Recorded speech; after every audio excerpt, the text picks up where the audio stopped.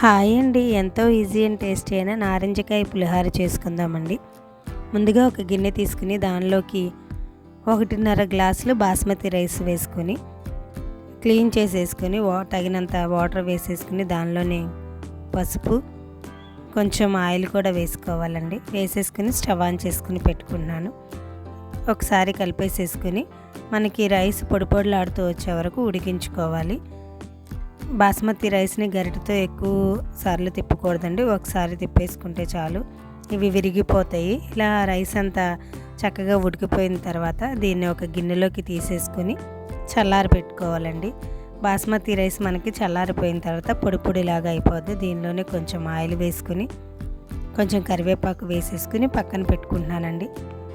Stove on చేసుకుని కడాయి పెట్టుకుని 3 table స్పూన్ల ఆయిల్ వేసుకోవాలి. ఆయిల్ హీట్ అయిన తర్వాత ఒక గుప్పెడు పల్లీలు కూడా వేసుకుని అవి బ్రౌన్ కలర్ వచ్చే వరకు ఫ్రై చేసుకోవాలి. దానిలోనే 2 ఎండుమిర్చి, పోపు దినుసులు కూడా వేసుకుని ఫ్రై చేసేసుకోవాలి.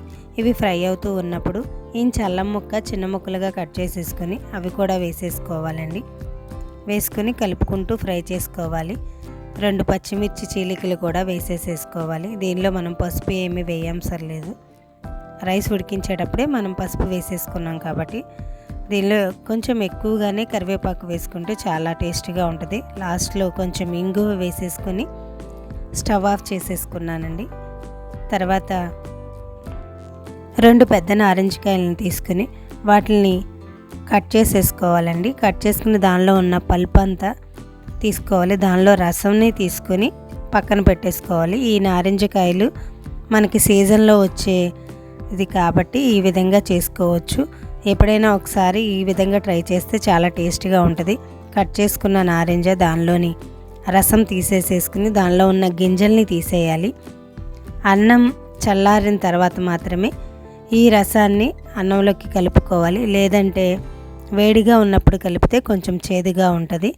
ఇప్పుడు చల్లారిపోయిన రైస్లోకి రుచికి సరిపడినంత ఉప్పు వేసేసేసుకొని ఒకసారి కలుపుకున్న తర్వాత నారింజ రసాన్ని పక్కన పెట్టుకున్నాం కదండి, అది కూడా వేసేసేసుకుని కలుపుకొని దీనిలోనే పోపు పెట్టేసుకున్న పోపు అంతా వేసుకుని ఒకసారి కలుపుకోవాలి. ఈ కలుపుకున్న తర్వాత మనకి సాల్ట్ సరిపోయిందో లేదో ఒకసారి చెక్ చేసేసుకుని హ్యాపీగా సర్వ్ చేసుకోవడమే. చాలా టేస్టీగా ఉంటుందండి.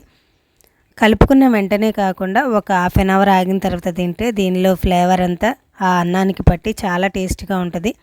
పుల్లగా వగరగా చాలా టేస్టీగా ఉంటుందండి. మనకి దీనిలో దోసకాయ పచ్చడి కానీ చికెన్తో కానీ ఇంకా టేస్టీగా ఉంటుంది. ఈ రెయినీ సీజన్లో ఈ విధంగా చేసుకుని తింటే మనకి కావాల్సిన సిట్రస్ సి విటమిన్ అనేది దీని ద్వారా మనకి వస్తుందండి. ఈ విధంగా ట్రై చేయండి. నచ్చితే లైక్ చేయండి, షేర్ చేయండి, సబ్స్క్రైబ్ చేయండి. Thank you for watching. ఇలాంటి మోర్ వీడియోస్ కోసం మా ఛానల్ని సబ్స్క్రైబ్ చేయండి.